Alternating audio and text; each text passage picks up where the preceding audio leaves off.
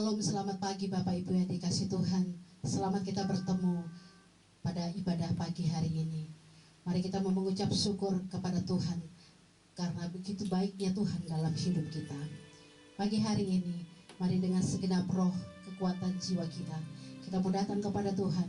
Kita mau sembah Dia, kita mau agungkan Dia, kita mau muliakan Dia. Mari sama-sama kita angkat pujian kemegahan Raja. Dengan sikap penyembahan kita angkat pujian ini. Haleluya.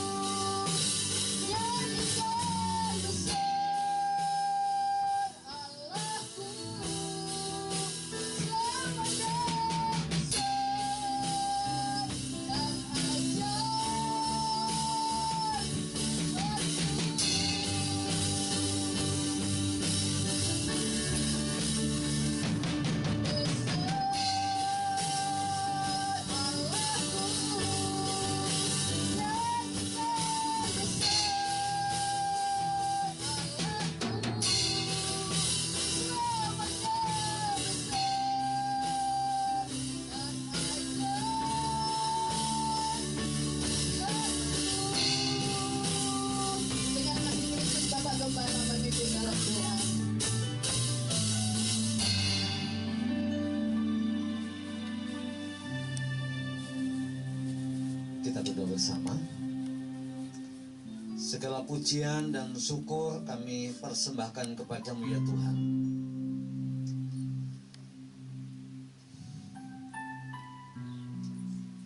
Kami bangga kami punya Allah yang besar, yang sanggup mengatasi segala persoalan kami.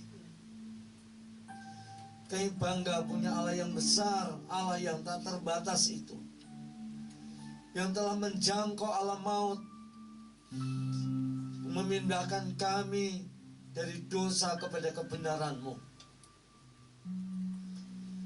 Terima kasih pagi hari ini, berkat kemurahan dan kebesaran-Mu yang menopang kami. Di tengah-tengah kelemahan kami ada kekuatan baru yang terus-menerus Tuhan alirkan bagi kami semuanya. Terima kasih Tuhan, terima kasih. Kami mempercayakan ibadah ini kepada-Mu. Berkatilah kami semuanya. Ketika kami duduk diam bersama-sama di rumah kami masing-masing, kami mempercayakan saat persekutuan ini, kiranya Roh-Mu menjangkau kami semuanya Bapa. Roh-Mu menjamah kami, sehingga dalam kesepian, dalam kesendirian keluarga demi keluarga, kami tetap menikmati persekutuan dengan Bapa, perjumpaan dalam roh dengan orang-orang seiman di gereja ini. Terima kasih Bapa. Kami percayakan setiap anak-anak-Mu yang berbagian dalam pelayanan pagi hari ini, Tuhan kiranya memberkati kami. Kami percayakan ibadah ini Tuhan, dari awal hingga akhirnya ke dalam tangan-Mu. Jadilah kehendak-Mu atas kami. Dimuliakan Tuhan Yesus pagi ini sampai selama-lamanya. Haleluya. Amin. Sekali lagi shalom Bapak Ibu yang dikasih Tuhan.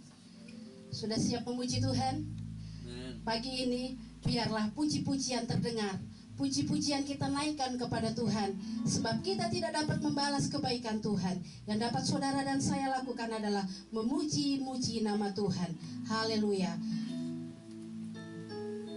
Sebelum kita masuk dalam pujian kita, mari sama-sama kita akan membacakan firman Tuhan yang saya ambil dari Mazmur 23 ayat 1 sampai 4. Mazmur 23 ayat 1 sampai 4. Tuhan gembalaku yang baik, Mazmur Daud. Tuhan adalah gembalaku, takkan kekurangan aku. Ia membaringkan aku di padang yang berumput hijau. Ia membimbing aku ke air yang tenang. Ia menyegarkan jiwaku. Ia menuntun aku di jalan yang benar oleh karena namanya. Sekalipun aku berjalan dalam lembah kekelaman, aku tidak takut bahaya, sebab Engkau besertaku. Gadamu dan tongkatmu itulah yang menghibur aku. Haleluya. Biarlah firman yang sudah kita baca boleh tertanam dalam hati kita pada pagi hari ini untuk seterusnya dan selamanya. Mari sama-sama Bapak Ibu yang dikasih Tuhan, dimanapun kita berada saat ini, ketika kita berkumpul, biarlah puji-pujian kita naikkan kepada Dia. Haleluya. Kita akan pujian sebab Tuhan maha besar dan sangat terpuji. Haleluya. Tuhan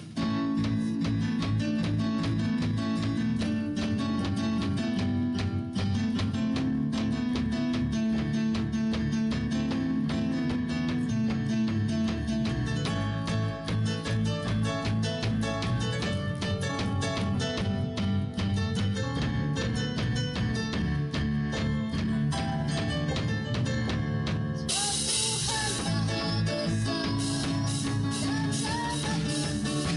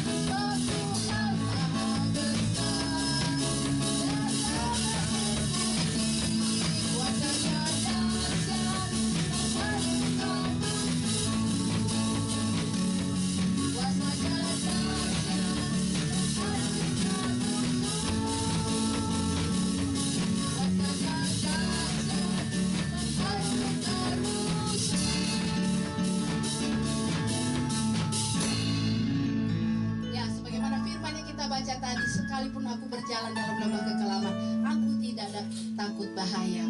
Tuhan yang kita sembah, Tuhan yang kita muliakan, Dia sanggup menolong Bapak Ibu dan saya. Haleluya. Tiba saatnya kita akan mendengarkan firman Tuhan pagi hari ini. Namun sebelumnya mari kita siapkan hati kita. Biarlah apa yang boleh kita dengar pagi hari ini boleh kita simpan dalam hidup kita, dalam hati kita. Ketika pencobaan datang, ketika persoalan hidup datang, firman itu senantiasa menguatkan hidup saudara dan saya. Haleluya. Haleluya. Kita angkat pujian kekuatan di hidupku.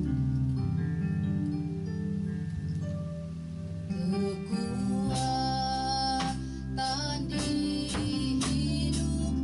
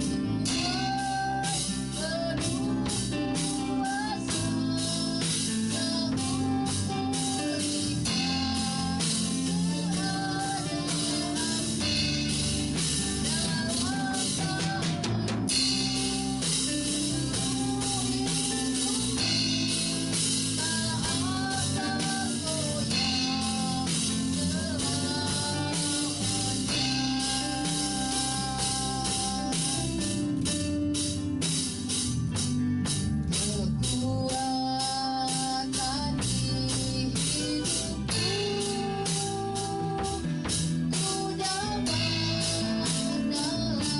dalam Yesus.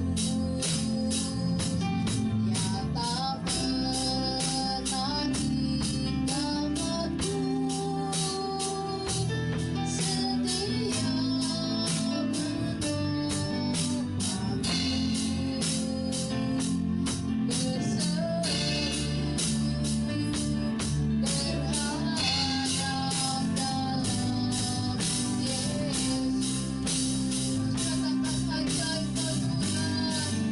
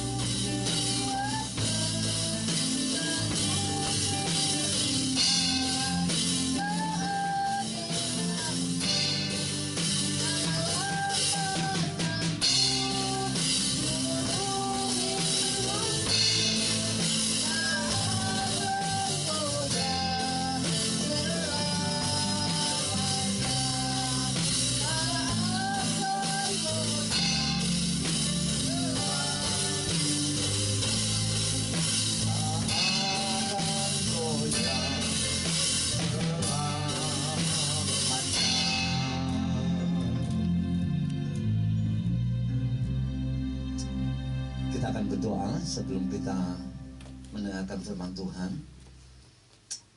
Kami bersyukur kepada-Mu ya Tuhan. Hanya Engkaulah sehingga kami tetap berdiri kokoh dan tidak mudah digoyahkan oleh angin dunia, angin pengajaran dunia yang menyesatkan ini. Hanya di dalam Kristus kami senantiasa mendapatkan kekuatan baru, dan dari hari ke hari kami sungguh menikmati tangan Tuhan yang kuat itu menopang kami semuanya. Saatnya pagi ini kami mendengarkan firman-Mu, berbicaralah Engkau dengan kami ya Tuhan. Katakan isi hati-Mu untuk kami. Kami ingin semakin dikuatkan di dalam Kristus. Kami ingin semakin dikuatkan melalui firman-Mu. Biarlah firman yang kami dengar hari ini menyegarkan jiwa kami dan membuat kami semakin kokoh dan tangguh dalam menghadapi tantangan kehidupan ini. Terima kasih hamba-Mu dengan segala keterbatasan, mohon urapan Tuhan. Engkau juga mengurapi setiap anak-anak-Mu yang mendengar. Biarlah pagi hari ini sungguh menjadi pagi yang sangat menyenangkan, karena kami dipuaskan dengan firman-Mu. Kami sambut firman-Mu dengan ucapan syukur dalam nama Tuhan Yesus. Haleluya. Amin. Salam jemaat yang dikasihi oleh Tuhan.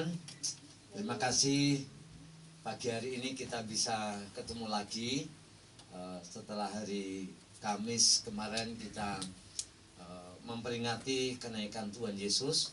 Saya rasa bahwa pesan mengenai kenaikan Tuhan Yesus dalam Alkitab itu menjadi sangat kuat dan banyak sekali. Pagi hari ini saya ingin mengajak saudara untuk melihat kebenaran firman Tuhan dari Mazmur pasal 24. Mazmur pasal 24 ayat 7 sampai 10.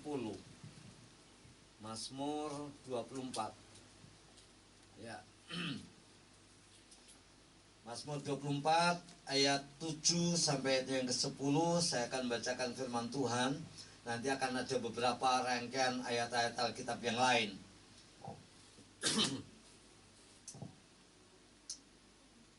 Saya akan bacakan untuk saudara.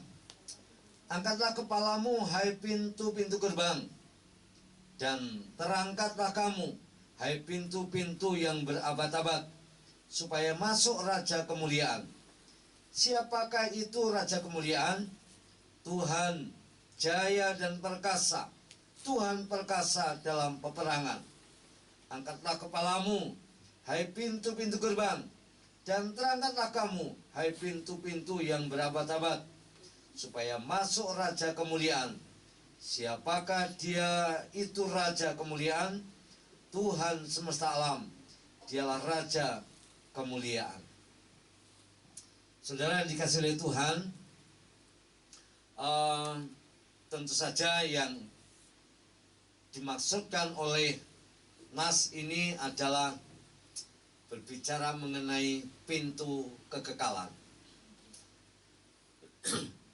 Di Vatikan, di dalam gereja Basilica of Saint Peter, ada pintu yang hanya boleh dibuka 50 tahun sekali.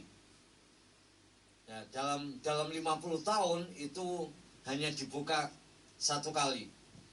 Saya tidak tahu apa penyebabnya. Dari beberapa artikel yang saya baca memberikan informasi bahwa pintu itu memang pintu yang memiliki hubungan, saya rasa, dalam teks perjanjian lama, yaitu tahun pembebasan. Nah, nas yang baru saja kita baca membicarakan tentang pintu gerbang yang terbuka. Untuk siapa pintu gerbang itu dibuka? Nas-nas yang kita baca hari ini memberitahukan kepada kita seperti ayat yang ke-8 itu. Siapakah Raja kemuliaan? Lalu dijawab, Tuhan jaya dan perkasa, Tuhan perkasa dalam peperangan. Saudara yang dikasihi oleh Tuhan Yesus, semua pintu gerbang itu terbuka. Semua pintu-pintu yang ada sangat jelas memberikan informasi kepada kita mengenai sebuah jalan, ya, sebuah jalan di mana jalan itu akan dimasuki oleh Raja kemuliaan. Siapa dia? Siapa raja itu? Kata yang digunakan di situ adalah raja yang telah mengalami kemenangan dalam peperangan. Siapa itu? Jelas kalau kita memperhatikan pada ayat-ayat Alkitab memberitahukan kepada kita bahwa itu adalah dia yang pernah diutus oleh Yehova, diutus oleh Allah, yang menjadi Tuhan di atas segala sesuatu. Angkatlah kepalamu, hai pintu gerbang, Dan terangkatlah kamu, hai pintu-pintu yang berabad-abad, supaya masuk Raja Kemuliaan. Siapa dia, Raja Kemuliaan itu? Dijawab oleh Alkitab kita, yaitu Tuhan semesta alam. Tuhan yang menguasai alam semesta. Tuhan yang menciptakan alam semesta ini layak untuk masuk dalam kemuliaan itu, karena dialah yang telah pernah menang menghadapi peperangan. Saudara dan saya tahu bahwa dia pernah datang ke dunia ini, yaitu Yesus. Dia pernah dicobai, pernah diberi kesempatan untuk berjuang melawan lapar, berjuang melawan kedinginan, berjuang melawan kesakitan, bertarung dengan kuasa-kuasa kegelapan. Iblis selalu berusaha untuk meremukkan dan menjatuhkan dia. Tetapi seluruh usaha kuasa kegelapan gagal. Kemenangan dia dalam mengatasi pencobaan terhadap kuasa iblis, kemenangan dia mengatasi lapar, kemenangan dia menghadapi sakit karena dicambuk, dipaku, ditombak, itu merupakan kemenangan saya dan saudara. Bukan hanya kemenangan Yesus. Kalau kita memperhatikan apa yang dikerjakan oleh Tuhan Yesus, dia menang. Ketika di kayu salib dia berkata, sudah selesai. Itu kemenangan. Hanya pemenang yang bisa mengatakan sudah selesai. Orang yang kalah tidak akan berani mengatakan itu. Tetapi pemenang akan berkata, pertarungan sudah selesai. Saudara yang dikasihi oleh Tuhan, dia pernah mati. Kematian dikalahkannya. Itu juga menjadi simbol dari kemenangan kita melawan terhadap kematian. Akhirnya Alkitab mencatat dia harus masuk ke dalam pintu gerbang, yaitu Raja Kemuliaan. Saudara, di medan pertempuran yang Yesus lakukan, itu menggantikan medan pertempuran saya dan saudara. Saudara yang dikasihi oleh Tuhan, angkatlah kepalamu, hai pintu-pintu gerbang, dan terangkatlah kamu, hai pintu-pintu yang berabad-abad, supaya masuk Raja Kemuliaan. Siapa dia? Raja Kemuliaan itu Tuhan semesta alam. Dialah Raja Kemuliaan. Penting untuk diperhatikan di sini bahwa dia yang menciptakan langit dan bumi ini datang melawat ciptaannya, datang ke bumi untuk menyapa ciptaannya.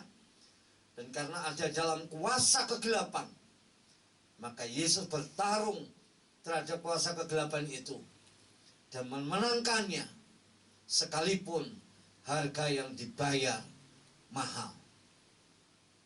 Tidak mudah, menyakitkan memang, tetapi itulah satu-satunya jalan untuk bisa membebaskan alam semesta ini dari kurungan kuasa kegelapan, cengkraman kuasa kegelapan yang membawa kepada kematian yang kekal itu.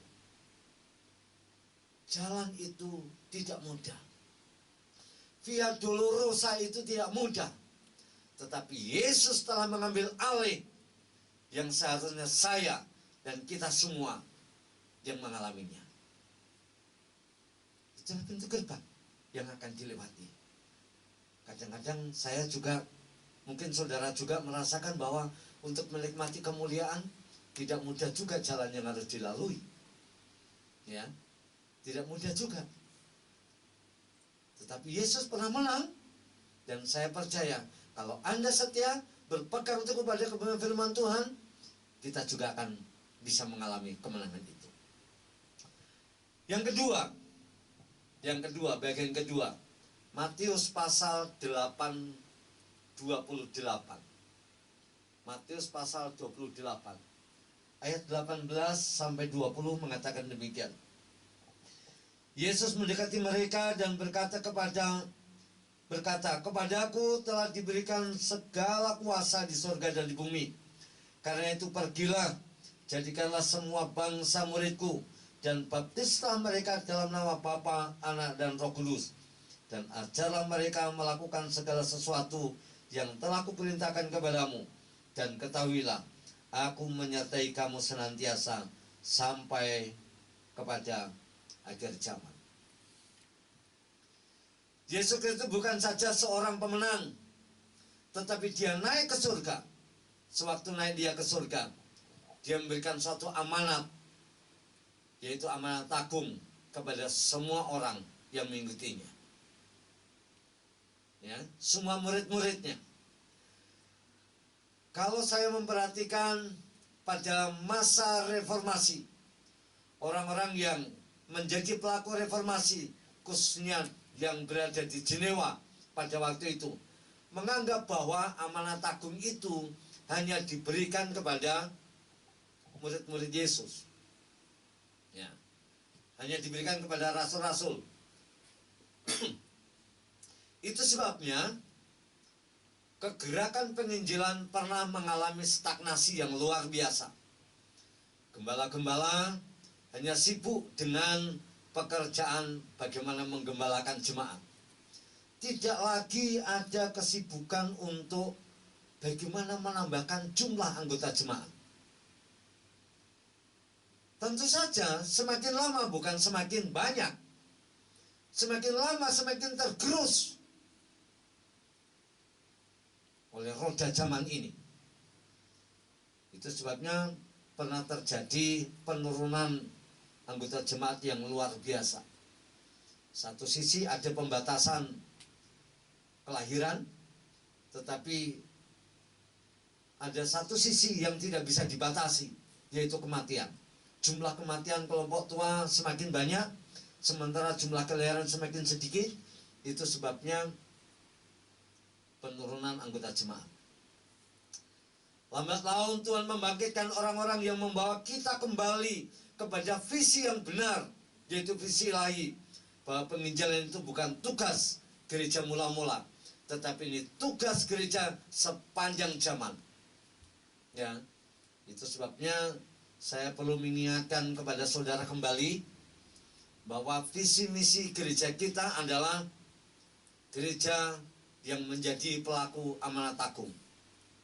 Ini seringkali sudah saya ulang berkali-kali. Saya harap saudara tidak lupa. Ya, kita hadir di Pulau Lombok tidak hanya sekedar untuk menambah jajaran nama gereja. Saudara-saudara juga hadir di Pulau Lombok tidak hanya sekedar menambah jajaran daftar di statistik di pastori, tetapi kehadiran kita adalah untuk menambahkan jajaran pemenang-pemenang jiwa, menjadi saksi-saksi Kristus. Yesus berkata, pergilah ke seluruh dunia, jadikanlah semua bangsa muridku. Ini merupakan suatu penanaman visi, semacam pikiran yang begitu besar kepada gerejanya. Bila suatu zaman tidak memiliki visi, maka yang terjadi adalah akan ada kekacauan. Bolehkah saudara membaca Amsal pasal 29 ayat 18? Amsal pasal 29. Ya, pasal 29, Amsal 29 ayat yang ke-18. Saya akan bacakan. Bila tidak ada wahyu, menjadi liarlah rakyat. Berbahagialah orang yang berpegang pada hukum. Amsal Sulaiman pasal 28 ayat yang ke-18a memberitahukan kepada kita begini. Bila tidak ada wahyu, menjadi liarlah rakyat. Kelihatannya ini agak kejam ya. Kata yang digunakan liar itu sebenarnya sangat tidak sopan. Tetapi itu terjemahan yang paling tepat. Ya. Itu terjemahan yang paling tepat. Kalau gereja kita tidak memiliki visi, kacau. Kalau rumah tangga saudara tidak ada visinya, kacau. Kalau hidup saudara ada di Pulau Lombok ini, saudara bekerja di satu instansi, di satu perusahaan, kalau Anda tidak punya visi ada di situ, saudara akan menjadi orang yang biasa-biasa saja. Itu sebabnya mengapa Tuhan memberikan visi kepada gerejanya. Pergi, jadikan semua bangsa muridku. Kita perlu melihat ini sebagai sebuah pesan yang agung. Saudara yang dikasihi oleh Tuhan, begitu banyak orang Kristen yang menjadi malas, imannya kendur, yang hidup rohaninya begitu sembarangan, etikanya tidak terpuji, tidak bertanggung jawab. Karena apa? Sudah kehilangan ketajaman dalam keinsafan tentang visi dan mandat dari Tuhan. Untuk apa Anda ada? Untuk apa Anda hadir? Untuk apa Anda lahir? Tuhan punya rencana khusus. Dan saudara perlu menemukan rencana itu dalam kehidupan saudara dari Tuhan. Tapi puji Tuhan saudara, Yesus bukan memberikan suatu khotbah atau amanat agung kepada mereka di tempat sembarangan. Kalau saudara perhatikan ini, ketika Tuhan Yesus naik, Yesus pergi kemana? Ke Bukit Zaitun. Iya kan? Bukit Zaitun. Saudara tentu tahu, bukit itu lebih tinggi daripada dataran yang di bawah, dari lembah. Mengapa Tuhan Yesus memberikan mandat itu di tempat yang tinggi? Dibawa ke bukit dulu, baru Tuhan Yesus mengatakan, pergilah jadikanlah semua bangsa muridku. Tujuannya apa? Supaya saya dan saudara, para murid juga pada waktu itu, bisa melihat yang lebih luas. Bisa melihat yang jangkauan yang lebih luas lagi. Dunia kita tidak sempit. Tuhan Yesus mau supaya saya dan saudara memiliki wawasan yang luas tentang jiwa-jiwa, tentang kegerakan rohani, tentang penanaman iman. Yesus membawa ke tempat yang lebih tinggi, tidak di tempat sembarangan. Karena Yesus menginginkan bahwa saya dan saudara punya perhatian yang jauh lebih luas, punya wawasan yang tidak hanya gereja pipi aja, mengasihi hanya gereja pipi, teman-teman pipi. Tidak begitu. Hanya gereja saya atau hanya rumah tangga saya, ini untuk istri, untuk anak. Tidak begitu.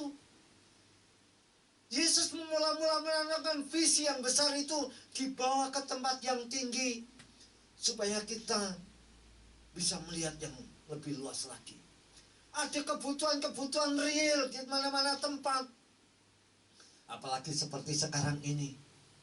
Ya, saya bangga.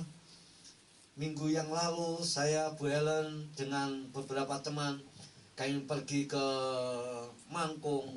Lalu kami bicara dengan satu orang tentang Yesus di sana. Puji Tuhannya adalah orang ini mempercaya Yesus. Saudara yang dikasih oleh Tuhan, kita harus melihat wawasan yang lebih luas lagi. Ada kebutuhan di luar, ada erangan, ada teriakan. Bagaimana bangsa-bangsa, suku-suku bangsa berteriak-teriak kepada Allah, tetapi jalan kebenaran itu hanya ada di satu tempat, melalui Yesus Kristus. Di sini kita perlu melihat gereja harus kembali untuk mengikuti teladan dan mentaati Kristus. Kenaikan Kristus ke surga bukan hanya merupakan suatu catatan sejarah, tetapi juga suatu amanat agung yang diberikan kepada gerejanya. Yang ketiga, mari kita baca Yohanes pasal 16. Yohanes pasal 16 ayatnya yang ke-7 dan 8. Yohanes 16 ayat 7 dan 8. Namun benar yang kukatakan kepadamu, adalah lebih berguna bagi kamu jika aku pergi. Sebab jikalau aku tidak pergi, penghibur itu tidak akan datang kepadamu. Tetapi jikalau aku pergi, aku akan mengutus dia kepadamu. Dan kalau ia datang, ia akan mengisapkan dunia akan dosa, kebenaran, dan penghakiman. Kalau kita memperhatikan teks ini, tertera sebuah janji. Janjinya apa? Tuhan Yesus akan pergi meninggalkan murid-murid supaya bisa mengutus Roh Kudus ke dalam dunia. Kalau saya memperhatikan pada sejarah pelayanan Yesus, bahwa dia tidak hanya Allah yang tanpa program. Allah kita adalah Allah mempunyai program yang tinggi untuk orang-orang tertentu, untuk bangsa tertentu. Waktu itu bangsa Israel, lalu pada gerejanya, lalu sekarang gereja itu sudah disebarkan ke banyak tempat, ke banyak suku. Tuhan punya program yang besar, dan saudara saya dilibatkan dalam program ilahi itu. Kalau kita dilibatkan pada satu kegiatan, kita senangnya luar biasa. Ya, kegiatan Jokowi misalnya, kegiatan gubernur kita misalnya, kita bisa senang dan bersemangat. Saudara dan saya dilibatkan dalam program Allah, yang tadi sudah kita lihat bahwa dialah si pencipta alam semesta, raja kemuliaan itu. Sebenarnya ini justru memberikan dorongan dan motivasi yang lebih kuat lagi untuk kita terlibat dalam kegerakan itu. Kepergian Yesus justru memberikan faedah yang besar untuk para murid. Mengapa demikian? Saudara, kalau saudara memperhatikan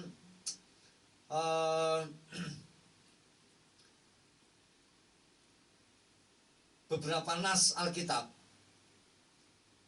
Matius pasal 10 misalnya, di situ dikatakan, aku mengutus kamu seperti domba, di mana?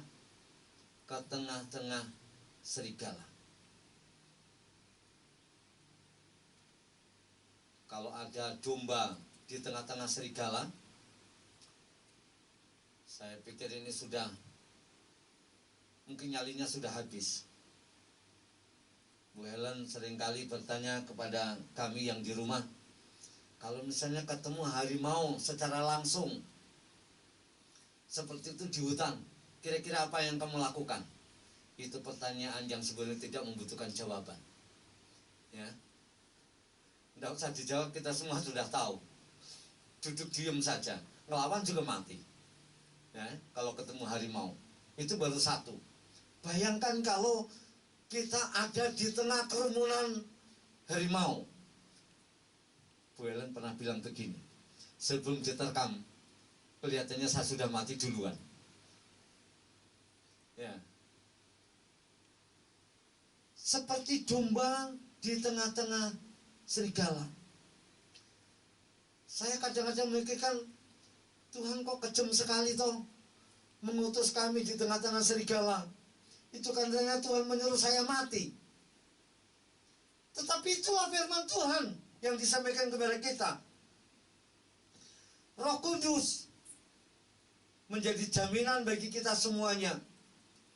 Kalau kita melihat abad yang pertama, saudara tahu bahwa jemaat pertama mula-mula itu bukan saja minoritas, tetapi sebenarnya juga adalah orang-orang yang kelas bawah, dan itu bawah sekali. Ya, kelas bawah dan kelas bawah sekali. Ya, itu sudah kecil-kecil. Mereka ada yang budak, nelayan, pekerja buruh harian mungkin ya. Lalu jarang sekali ada konglomerat. Tidak ada pengusaha yang besar. Kalau tak ada orang penting, ada orang ternama, ya itu hanya beberapa orang saja. Tetapi mayoritas adalah pedagang kecil, ya, adalah nelayan-nelayan rendahan yang alatnya sangat tradisional. Ya, Yesus menjadi teman dari pemungut cukai, orang-orang berdosa, orang-orang yang banyak penyakitnya.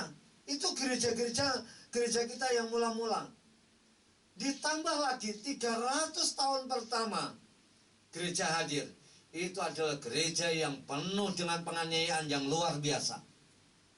Kaisar Nero menjadi kaisar yang menurut saya itu salah satu kaisar yang terkejam. Bagaimana membantai orang-orang Kristen, orang-orang percaya Yesus. Pada permulaan kita juga tahu bagaimana kebencian orang-orang Yahudi terhadap gereja. Sampai Paulus harus turun tangan, seorang dosen itu turun tangan memimpin pasukan melawan kekristenan pada masa itu. Jadi jangan heran juga kalau ada ahli-ahli pendidikan, ya, orang-orang ternama, para intelektual turun ke jalan. Itu bukan terjadi pada zaman ini saja. Dulu sudah ada. Ini hanya pengulangan saja. Ya, ini hanya pengulangan saja. Paulus itu dosen di Tiranus, ahli filsafat, ahli Taurat yang luar biasa. Muridnya Gamaliel itu mungkin sekarang itu profesor, doktor dan banyak sekali. Ya, dia turun ke jalan, turun gunung untuk memimpin banyak orang. Untuk apa? Melawan orang Kristen. Di tengah-tengah situasi seperti itulah sangat dibutuhkan yang namanya Roh Kudus yang menolong saya dan saudara untuk tetap bisa menikmati kemenangan. Memang agak ironis kalau kita memperhatikan. Kalau zaman perjanjian lama, bukti penyertaan Tuhan itu ada makanan, ada kesejahteraan, ada berkat dan lain sebagainya. Ya, tapi saya memperhatikan kalau di zaman gereja ini kelihatannya itu seperti sebuah antitesis yang luar biasa. Ya, ada krisis ekonomi, krisis politik di perjanjian lama itu mudah sekali, sepertinya sangat mudah sekali. Tetapi zaman masa gereja ini kesulitannya saya rasa hampir sama. Ya, ada kesulitan penyakit, ada kesulitan ekonomi, kesulitan politik, ada kesengsaraan, penderitaan, dan macam-macam. Namun yang menarik adalah dari masa gereja mula-mula sampai hari ini selalu ada orang yang siap bertahan, mempertaruhkan imannya, mempertaruhkan hidupnya untuk mempertahankan iman kepada Kristus. Saudara tahu bahwa gereja yang mula-mula pada masa itu 300 tahun pertama ada begitu banyak orang yang rela mati syahid. Orang-orang yang satu rating dengan Tertullianus pada waktu itu. Banyak orang yang dibunuh, digergaji, ditarik kuda kaki kanan kaki kiri, dibakar hidup-hidup, disiram tir untuk menjadi lampu di taman. Tetapi mereka memberanikan diri untuk menghadapi itu. Dari mana kekuatan itu? Karena ada Roh Kudus yang menolong mereka untuk tetap bertahan sekalipun di tengah-tengah penderitaan. Saudara dikasihi oleh Tuhan, kadang dalam perenungan saya juga sering takut sebetulnya. Kalau gereja sudah mulai menjadi kaya, sudah tidak ada lagi Tuhan di dalam gereja itu. Karena sudah mengandalkan kekayaan. Di dalamnya hanyalah ada kegiatan-kegiatan ibadah seremonial agama yang disusun dengan liturgi yang apik, menarik, tetapi tanpa kebenaran Tuhan di dalamnya. Saya juga sangat takut kadang-kadang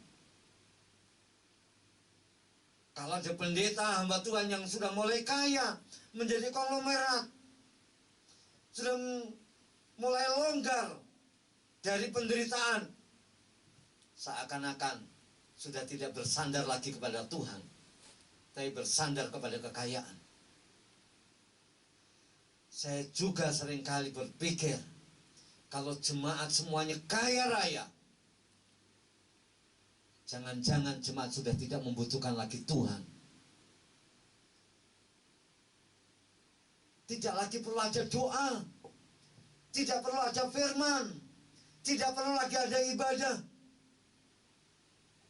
Saudara, mari kita pahami, justru adanya kesulitan, justru adanya penyakit, justru adanya tantangan-tantangan yang ada, saudara tahu, itu menjadi kesempatan yang dipakai oleh Allah untuk melatih iman kita. Dan itu adalah sebuah kekayaan yang luar biasa. Saudara punya kekayaan iman yang luar biasa. Saya ingin menceritakan kembali kisah pengalaman saya. Tahun 2015. Ketika dokter memvonis, 3 dokter memvonis saya harus menjalani operasi di Bali. Karena di Lombok tidak ada alat dan tidak ada tenaga medisnya. Seorang teman mengatakan begini dengan saya, Dia yang mengampuni segala dosamu dan yang menyembuhkan segala penyakitmu. Firman itu saya tangkap baik-baik. Firman itu saya kunyah dengan iman, dengan hati saya sedemikian rupa, dan mulai bangkit bahwa penyakit saya sudah disembuhkan. Pergi ke Bali untuk membuktikan bahwa penyakit itu betul-betul sudah sembuh. Dan faktanya adalah betul-betul sembuh tanpa ada operasi. Penderitaan itu dipakai oleh Tuhan untuk memperkaya iman. Kesulitan-kesulitanmu, kesulitan ekonomimu dipakai oleh Tuhan untuk memperkaya pengharapanmu kepada Tuhan. Ketergantungan kita kepada Tuhan. Ini sebuah kekayaan yang luar biasa, saudara. Jangan anggap itu sebagai sebuah, ini kok malah petaka ya. Ya. Ini bukan malapetaka. Itu bukan penghukuman.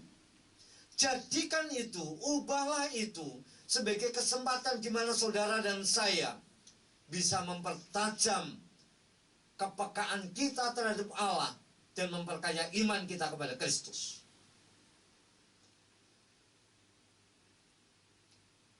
Saudara dikasih oleh Tuhan,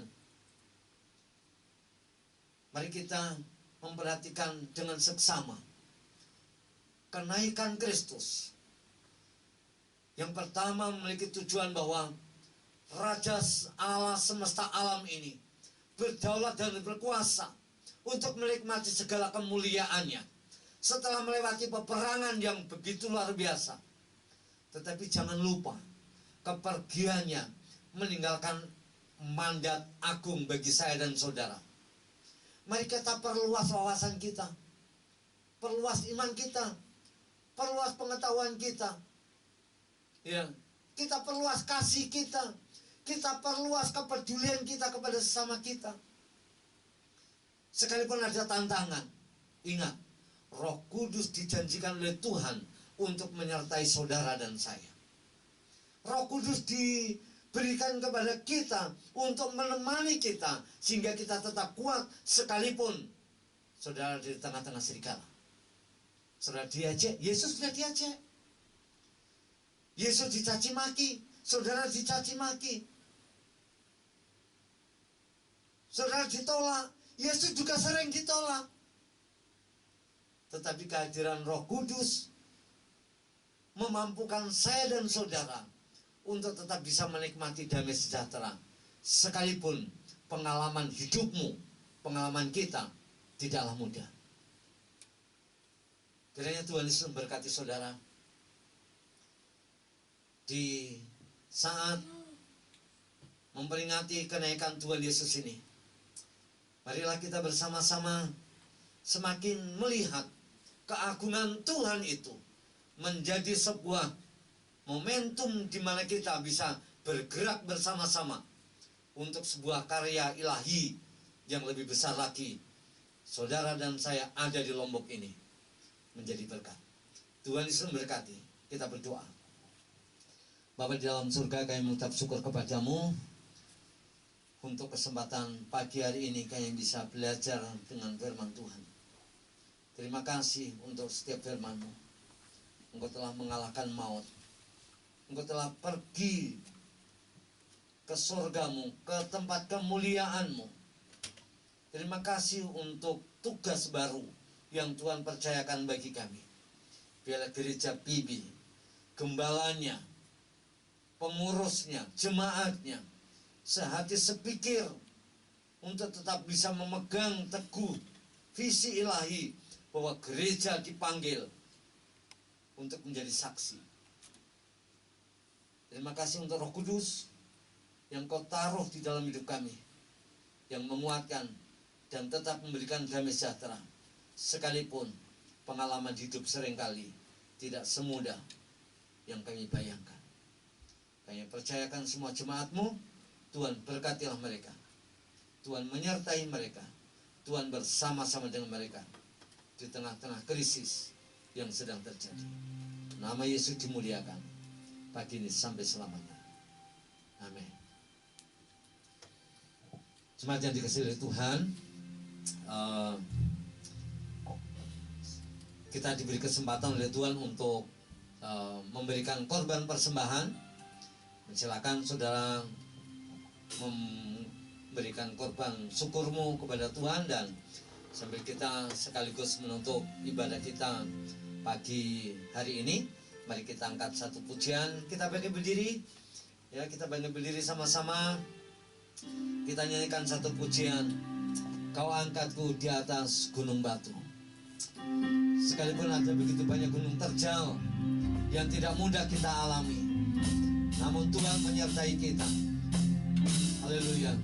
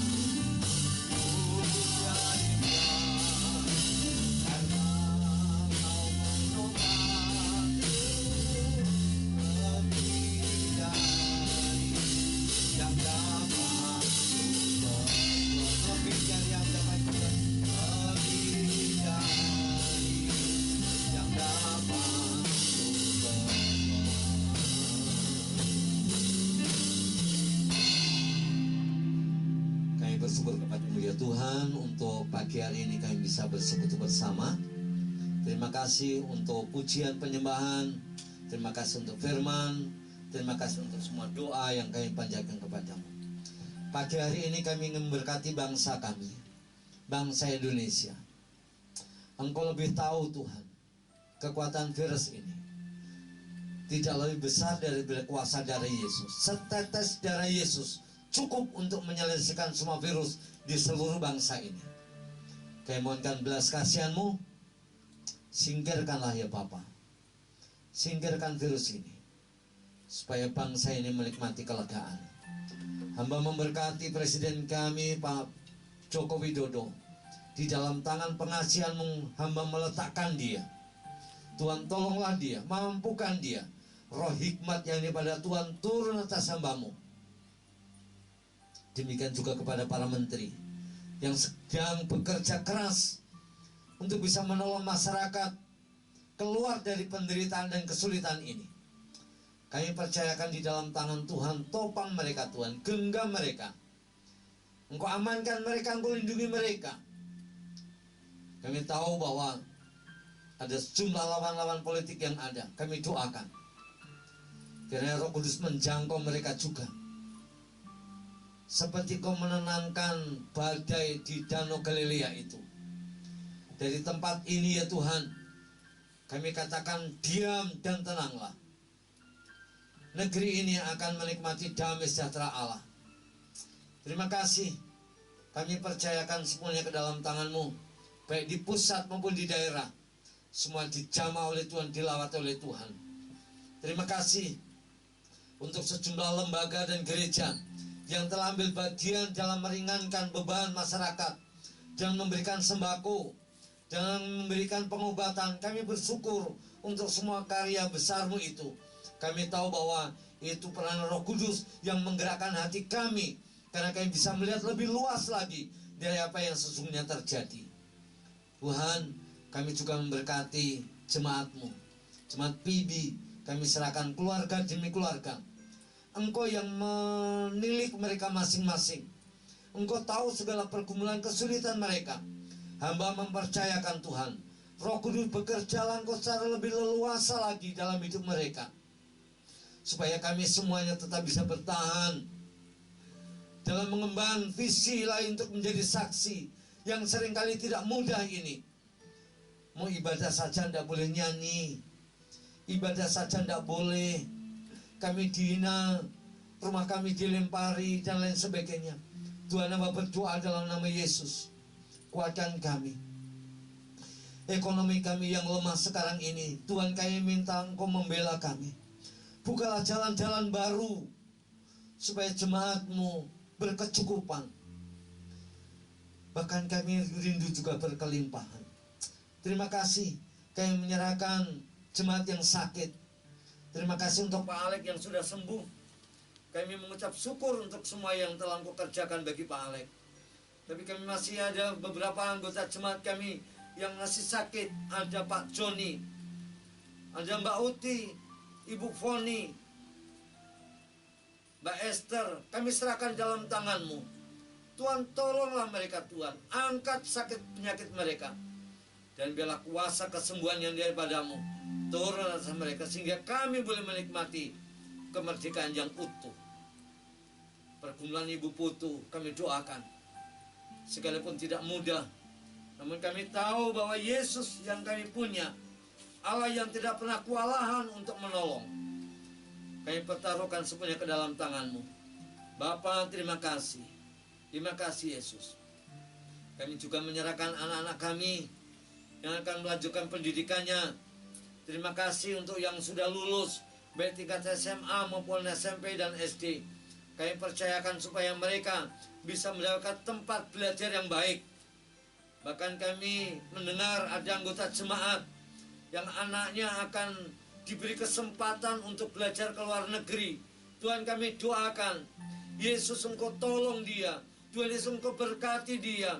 Engkau buka jalan. Setiap ada rintangan, kami tahu bahwa ketika iblis bekerja, kami mempercayai bahwa Yesus lebih kuat bekerja untuk menolong anak-anak kami bisa menikmati tingkat pendidikan yang maju, yang lebih tinggi. Terima kasih Engkau menyediakan yang dibutuhkan. Di tengah-tengah keterbatasan ekonomi, kami tahu bahwa Allah yang tak terbatas itu sanggup menjawab doa kami melampaui apa yang dapat kami pikirkan atau kami doakan. Terima kasih Bapak, terima kasih. Ketika hari esok kami kembali kepada rutinitas kami, pekerjaan kami, kami mohon berkat yang daripada-Mu Tuhan. Engkau memberkati pekerjaan kami dan buatlah berhasil segala sesuatu yang kami kerjakan. Terima kasih jemaat yang dikasihi oleh Tuhan. Angkatlah tangan-Mu dan terimalah berkat dari Tuhan Yesus. Dia yang duduk di tempat yang maha tinggi sedang mengadakan wajahnya kepadamu dan memberi Engkau kasih karunia. Tangannya yang kuat menjaga dan melindungi-Mu dan memberi Engkau damai sejahtera. Kiranya diberikannya kepadamu apa yang Kau kendaki dan dibuatnya berhasil apa yang Kau rancangkan. Lumbung-lumbung-Mu dibuat menjadi penuh dan pundi-pundi-Mu dibuat menjadi melimpah, sehingga Engkau menjadi saluran berkat Allah hari ini sampai selama-lamanya. Haleluya. Amin. Terima kasih, Tuhan Yesus memberkati. Salam, selamat hari Minggu. Selamat menikmati berkat Tuhan.